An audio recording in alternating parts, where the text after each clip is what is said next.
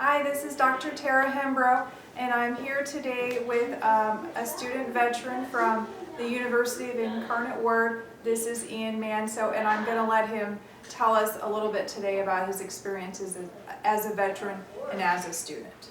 So originally I'm from Tilton, New Hampshire. Prior to joining, I was big into computers. I went to college for network engineering. I actually joined out of necessity because my car broke down and I couldn't afford school, so I joined to do 4 years and wound up making 13 and a half years. Okay.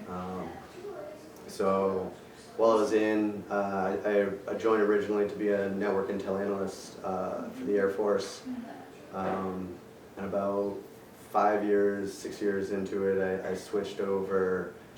Actually, it was a little later than that, but I switched over and did TI duty, or drill sergeant duty for the Air Force. I did 2 years, a little over 2 years there. Unfortunately, I hurt my back while I was on duty doing that, and I got pushed back to Intel, and I went over and did SIGDEV and counter narcotics, and then I got medically separated at 13 and a half years. Okay. Okay. Can you tell me with your different jobs, your different MOSs, what that would have entailed? Sure. Yeah. So the cyber warfare part I worked on, I did cyber defense particularly.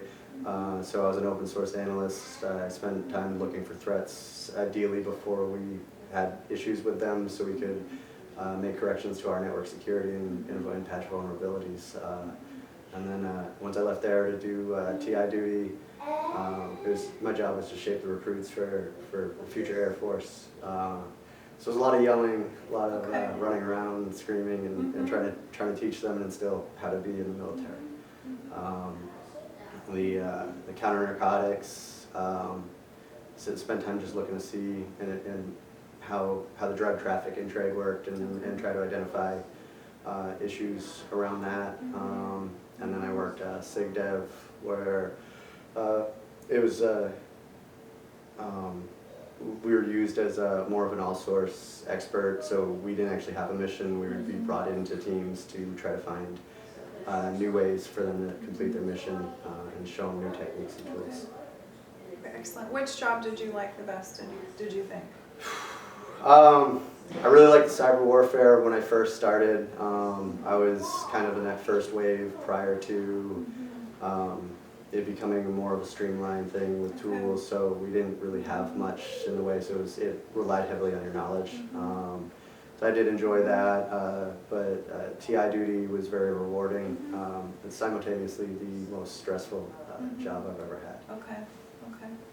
What was going on nationally or internationally during the time you were in? I mean, there was the North Korean missile issues. I was TDY to Florida during that. And then obviously the Iraq and Afghanistan war. I did 6 months over there prior to TI duty. Why did you choose the Air Force? My brother was Army, my dad was Army, my uncle was Marines. They all said if we to join the Air Force. So that was the way. I started off looking at the Air Force, and it was open to the other ones, but it went rather quick. I called the recruiter on a Thursday, and a week and a half later I was leaving from boot camp. So it was very fast. Excellent. So was that right out of high school you went? No, I went to college for network engineering prior. Did a year of that. And then I tried to stand up a computer business, and that fell through, and kind of bounced around for a little while. So I had turned 22 at boot camp. Okay, excellent. What did you learn in the Air Force that kind of helped you, shaped your personality, or still helps you today? The organization and leadership was a big one. The TI duty, I was in charge of 50-ish recruits at any given point, and you're responsible for feeding them, clothing them, medical, dental, pay, classes, training, and so you learn to be very organized. A lot of, and you're detached from your office a lot, so there's you really need to stay on top of it, and so that was a big thing with me, was learning that. So. Okay. Okay. Tell me about then your path to college after that. So I got medically retired in 2017, and I kind of floated around for 2 years, enjoying retirement life, which was good. But How old were you then? Mid-30s. Okay. Yeah, so Okay. it was too early to really stop, but I Right, enjoyed it for a little while. right. Right around the time actually when I started getting antsy, my dog actually got attacked by a boar, and the vet Oh my bills goodness. were so expensive that that night after, it was midnight when it happened, Oh my and gosh. on the way home, I was trying to figure out how I was going to pay for it, and I realized school. So it's because we get Right. a raise in pay, so that's actually what got me to go to school. Okay. So. Excellent. Excellent. So tell me what your major is. I'm going for my bachelor's in fine art with a concentration in sculpture. And what are you going to do with that? You think? I'm planning on going on for my master's, and I hope to teach at the college level. Excellent. And so what kind of materials do you like to work with?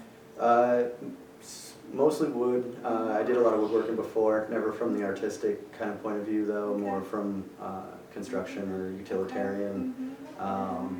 And prior to starting school, I was learning how to blow glass as well. So that was really the driving push that got me to look at art.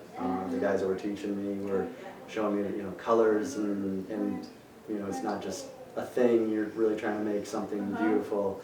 So they kind of started putting that in my mind. And when I decided to go to college, I knew I wanted to go to teach, but after years in cyber, I didn't feel that was really where I wanted to be.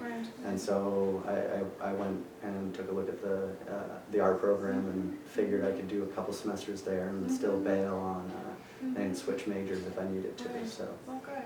Oh, good. What year are you right now? I'm a junior. Okay. Okay. So where are you thinking about doing an MA? Is it MFA? MFA. MFA. Yeah. Okay. We'll see where I can get in. Okay, I understand. Sure. It sounds highly competitive. So, I mean, I'm planning. I'm hoping to shoot for the moon. I'd love to go to an Ivy League, but I'm realistic too. So we'll see where I can go. So tell me about any overlap between your being a veteran and kind of how that helped you at college.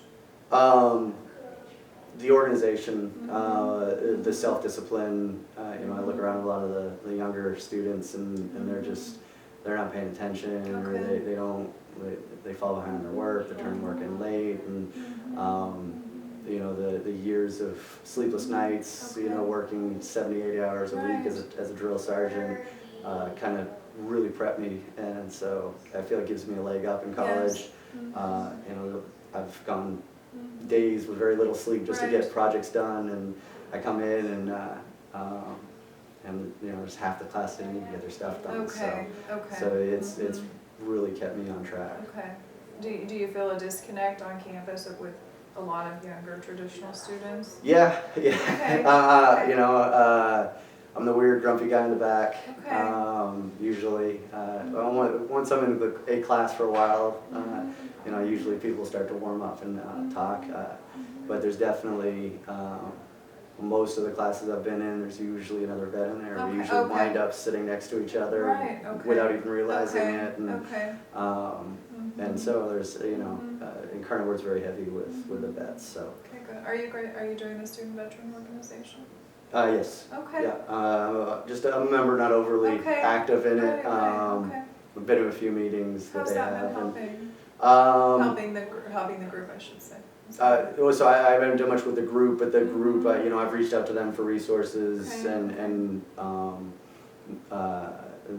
met a lot of guys that are, they're further along in their track. I actually started college using the 911, and after meeting with a few guys in SVA, they're like, no, you need to switch over to Voc Rehab, because that'll be a much better program. So, so that was a big reason for the switch, and so. Excellent. So, is there anything Incarnate Word? I asked this for other universities, but is there anything your university could do to help veterans? Do you think? I think they're incredibly supportive. you know, the disability services, I've met with them when I first started, and they went over, I've got a bad back, for TI duty, gave me some anger issues. Okay. And, so, Okay. you know, It's okay. they, you know, like, they made it so if I need to get out of the classroom, I can. Okay. Okay, I understand. It's okay. Thanks for sharing. Okay. Any advice you would give to students coming in to college who are veterans? Thing to look for, to do? Or maybe, or going through the program, anything you could tell them? I would say the biggest thing is that, you know, pull from the strengths that you got. Okay. You know, we learn a lot when we're in the military. That's a different way of looking at things from the civilian side of things, and you know, determination. And, did you feel like what you knew as a veteran was valued in the classroom?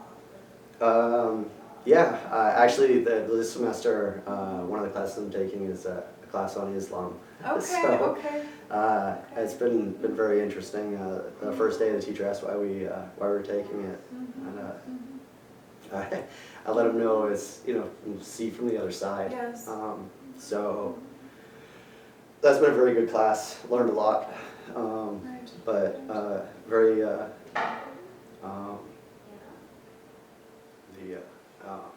I've had a lot of, been able to give a lot of input to it, and he's a very good professor and very open, so.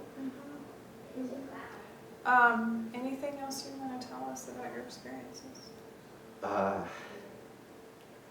mean, it's been awesome. Okay. Great professors, very supportive. You know, we just got back from the trip from our prize, so. Yeah, it's been a lot of fun. Learned a lot. The biggest thing is really being active and engaging in the class, and, which I feel is more along the lines of the military classes that we took. Okay. And so kind of, you know what I was saying earlier, you know, pull from what you learned in the military, and it's not just a class. There's meaning behind it beyond just the end of class. So. Excellent. You know, just so you can take that with you.